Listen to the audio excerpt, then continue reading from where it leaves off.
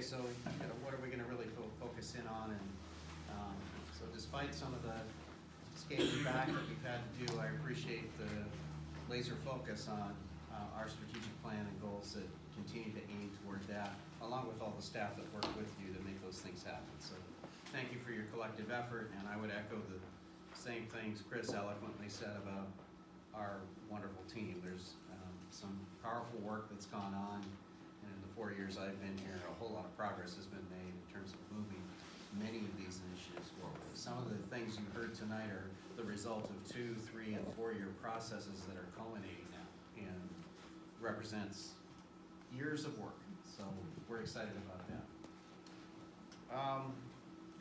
I think it's my turn. So you have a hard copy of my remarks. And it's there, or they might be in the binder. Tammy, was it loose? It was in their binder behind the tab. Yeah, it's here, I forgot. We got it, we got it. All right. I'll stay here. You want John Rupp? You got it? You got it, okay. All right. Boundary committee, you heard Tammy mention that, and they are nearing completion. Our consultant, Jim Dugan, has received multiple affirmations from committee members that have volunteered their appreciation for his expertise. He comes to us with lots of experience facilitating these kinds of processes. And he shared recently in a meeting with Mel, Lori, Chris, and I, that he really enjoyed working with our group. It was, a good representative group, very good attendance at the meetings, and Kalia, he forgives you for to the school board and understands why you had to step away. So what's going to happen next? I don't have a formal proposal yet from the committee. Jim Dugan, the facilitator, is going to prepare a summary document for us that he says will be multi-page and will represent the will of the group in terms of what they recommended, along with a detailed map showing you this is what they're recommending and a rationale that points back to the parameters you all approved for the initiation of this elementary boundary review process. He's going to come on April 11th and give you a presentation that will kind of be a high-level overview of that report. And then from April 8th through 30th, we're going to take time to dig into some of the questions Tammy actually raised during her comments, and that was, what about grandfather? And if we grandfather in a certain way, how many kids would that stall in terms of movement, and do we have enough space in the facility to accommodate a grandfathering provision like option A? And so we need some time to dig into that work and attach the data to different ideas, and then I will be bringing a grandfathering component to this to you so that we can keep, for example, families together. If I have a 5th grade sister and I'm in 2nd grade, and how's that work? And then on May 9th, I will bring you a formal first reading. I don't know if that'll be in the form of resolution or policy, but we'll get with our attorney and make sure we bring that to you in the correct form, because we also will have to advertise, if you approve changes, new boundary maps and post those to our website, and then change our communications relative to inter-district transfers and those kinds of things. We also have had some questions emerge during the process that are expected. It is an elementary review, but a lot of folks want to know, well, my kid's in 5th grade, how does that change middle schools? And what high school will my kid go to? And so we're going to also bring some suggestions to the board in terms of future work. And as you know, we've already made the decision that this won't be effective in fall of 19. We're going to wait until fall of 20, which buys you a year then to say, well, maybe we need to tackle the middle and high school question too. Another piece that you can anticipate is that I'll be bringing you what Mel forecast for us, and that is we probably will need a 7th elementary school in the next decade. And so you'll be doing this again, or the district will, by necessity, because you'll have to populate a new school. So all those things are emerging questions and we'll be addressing that. And so then we'll take feedback from the board. I'm sure you'll hear more public comment because boundary changes tend to generate a whole lot of feedback. And then we'll listen to the feedback, and then on June 13th, which will be my last board meeting with you, I'll bring you a final set of changes reflecting the feedback as much as we can. And you'll have to make a decision at that point whether you want to proceed or hold off. So that's what's in the forecast for you in terms of next steps. Do you have any questions on the process? All right, and Mel and Lori, and actually stand up if you've been attending those boundary committee meetings, because I know we have some principals. Stand up. Yeah, let's give those folks a hand.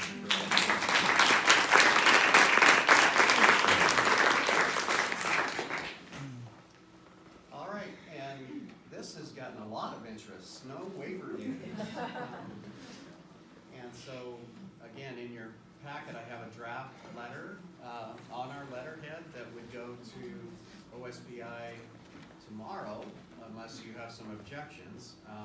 And the reason we waited is winter just wanted to keep hanging on, and so we didn't want to ask for days and then find out we needed to go back and ask for more, or we needed to adjust the schedule further. So the long-range forecast, in fact, this weekend is supposed to be beautiful. So we think we're out of the woods, and I hope I'm right. We did do a parent survey. I want to thank Lori Wiedemeyer because her phone was blowing up, and parents were saying, well, when do we get to weigh in? And boy, did they.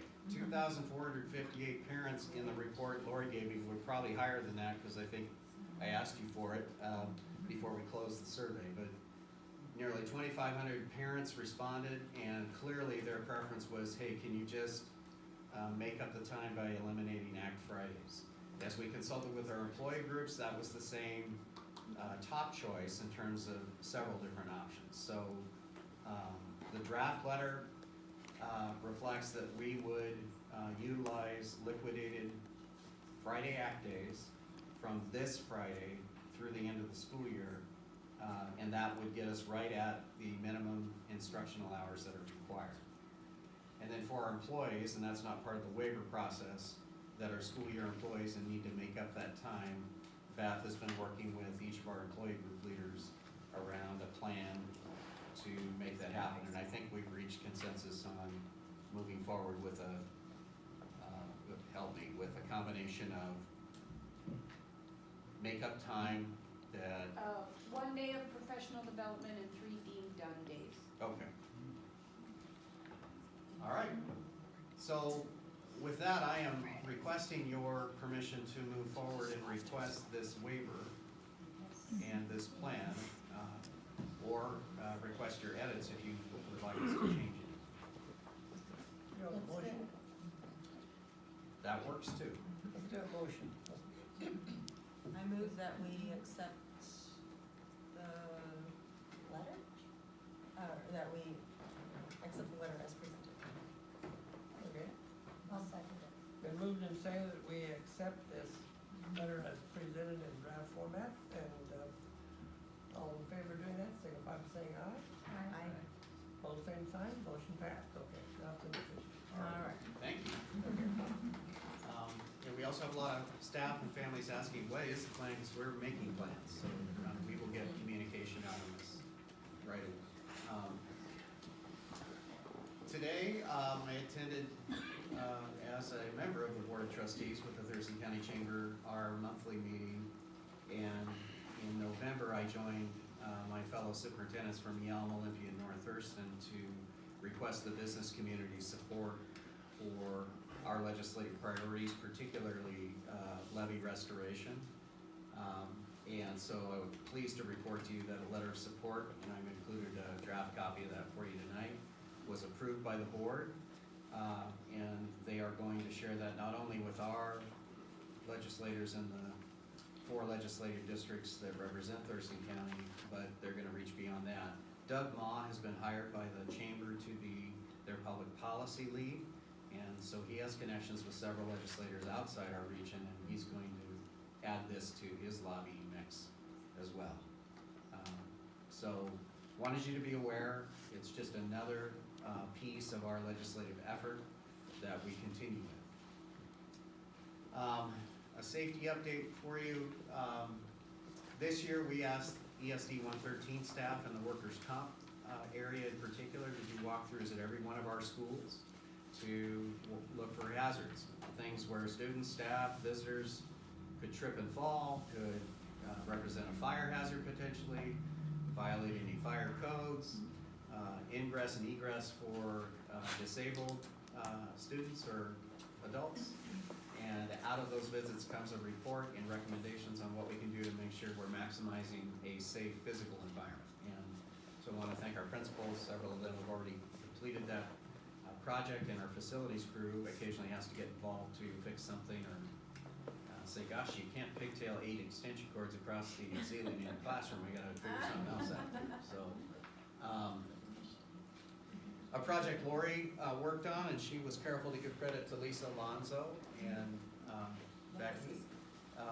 We have updated, and this is hot off the press, the Tumwater School District emergency procedures. This will be distributed throughout our district in each classroom, and it's a quick reference guide on a whole variety of really nasty things that can happen, and a quick reference chart on steps to take, what to do. It's been well vetted, and we're real excited to get that out. Folks have readily used the last version, which was how old? 2011, so that was the last update. And then finally, Mel Murray represented our school district at what's called an integrated emergency management training. 3 days, Mel? 4 days. And he joined a countywide team. So he was one school district representative, Olympia, North Thurston, I think other school districts. Yelm was there. The whole purpose was focused on an earthquake scenario and what would the different entities do that would come together, counties, city officials, fire. Hospitals, medical. Yeah, and so in 4 days, kind of walking through, so what if, and how would we coordinate a recovery effort together? And so today I met with county commissioners, and they brought this up and said they're excited about the next step, which would be gathering folks that were part of that, including Mel, and beginning to talk about, well, how do we enter into some formal agreements? For example, we have a fleet of buses and fuel in our transportation operation.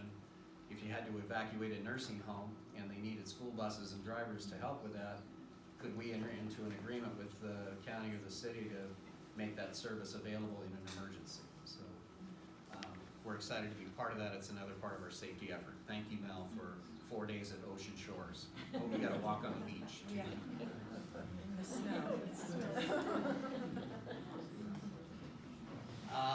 And I just share these headlines with you and the audience that this isn't any fun, what we're going through financially. And I think sometimes folks get caught up in what's going on here. And so I just share some headlines because we are not alone. Vancouver, Aberdeen, Everett, Yakima, these are all headlines out of newspapers. And we've got links here, so if anybody wants the slides and wants to go read these stories, we pulled them right off the web. And I share this with you because it's east and west, it's large and small, and you know, people across the state are having to even districts that got extra money that we didn't get are looking at cuts. And so it's a challenging time for the entire state, but still there were winners and losers on the funding side of things. And so I'm pointing this out to the board and to our community just to make sure people know we didn't dream this up, and we have no interest or motivation to manufacture this crisis, but we have to deal with it. And so we will proceed with difficult and painful reductions, and unfortunately, as your superintendent, that's one of my responsibilities. And if I could cross it off my list, believe me, it'd be the top thing on my list. I don't enjoy this at all. But that's what you paid me to do, is come up with a balanced budget, and that's going to require difficult reductions. Some of those reductions will be staff, and the reason for that is over 80% of our budget is spent on people. That's what school districts do. They provide services. And so there's no way around millions of dollars in cuts not impacting staff. And we didn't start there. All year long, Jim Britton has been taking a look at non-staff spending, and that's why I just mentioned in student learning, it's only one example of many where we've said, we're not doing that, we're not spending that money. We've shut down travel for professional development this year. We're trying to conserve as much money as we can, and those same things will be restricted next year. And essentially, it's any non-essential spending that's not staff, we're putting the brakes on it. Because we don't wanna have to cut any more positions than we have to. It's also important for our community to know that as elected board members, you have a legal and fiduciary duty in Washington State to ensure the solvency of the school district. You're held personally liable if you don't, as am I, as a superintendent in the state with a license. You've already lowered our minimum fund balance from 5.5% to 4% to provide us with a little breathing room, and I appreciate that, and that was a relatively recent policy change you made. Thank you. You've also reiterated to me multiple times that you still expect me to deliver to you a balanced budget, and I intend to do that by June before I leave, because I don't think it's fair to hand a brand new superintendent this headache as he walks through the door. We are prioritizing our core instructional program, which means supplemental programs and positions are on the table. You heard that comment tonight, that decisions haven't been made because everything outside the core classroom is on the table. You've also heard tonight, well, why don't you just add kids to every classroom? We'll just have big classrooms and that'll solve all this. Well, we have very specific contract language we agreed to with our teachers that restricts that, and if we go too deep into heavy class sizes, it becomes more expensive to do that than to just employ teachers. And so unless that were to change, we're really stuck here. That we've got to honor that, which means then I got to go outside the classroom and say, what are the other supplementary positions that aren't absolutely necessary in terms of core basic education instruction? And it doesn't mean it isn't valuable. It means we can't afford all that anymore. So what do you cut? And tonight we heard about library and technology. We will fill the room with any category of reduction because everyone's going to receive that if they're on a potential cut list as a value statement. And I hate that. It's terrible. And you can say all day long that it doesn't mean that, but that's how it feels. And I wish there was some way for us to work through that, but it's just the reality.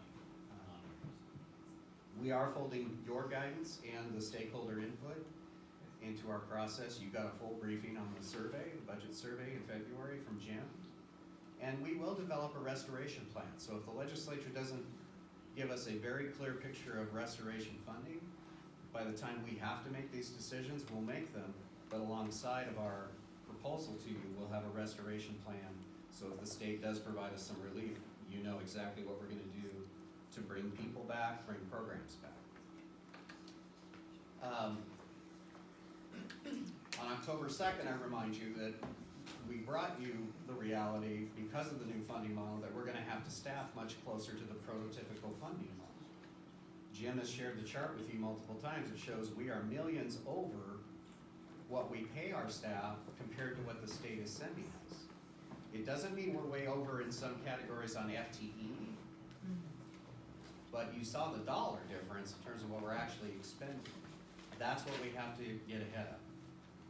Districts in Thurston County facing the same challenge are doing the same thing. And I also shared with you in October that if we're losing half our levy, what part of our levy funded programs, including supplemental staff, will have to be reduced or eliminated? It's still a question we're wrestling with. So here are the things we've done, and whenever folks get upset about possible cuts, there's scrutiny on the process. Have you engaged your community? Have you communicated? Have you provided information on your website? Have you held community forums? And so I'm not going to read the slide to you, but I've summarized this for you to remind you that this began in the fall. It includes a budget workshop with the board on October 28th. where you approved this process, and we've been executing the process.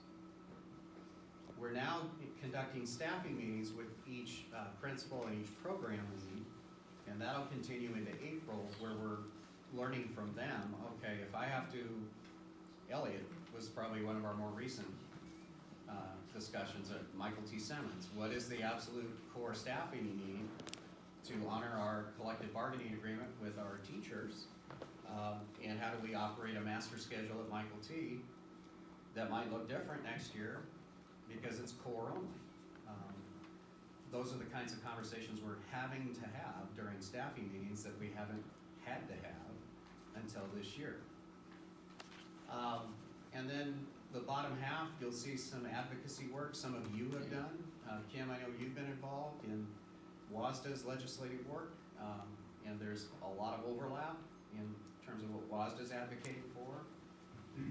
And so those wondering if we're active, I will tell you, Tumwater leadership is more active than many school districts in terms of hands-on, face-to-face legislative advocacy. Our next meeting with our regional legislators, as Jay has helped coordinate, and he chairs that meeting, is March 25th. So where are we going from here? We'll continue our staffing meetings. We are going to determine position reductions. That will include administration, operations staff, school staff. We will, in that time frame, seek school board action to authorize reductions and that restoration plan I talked to you about.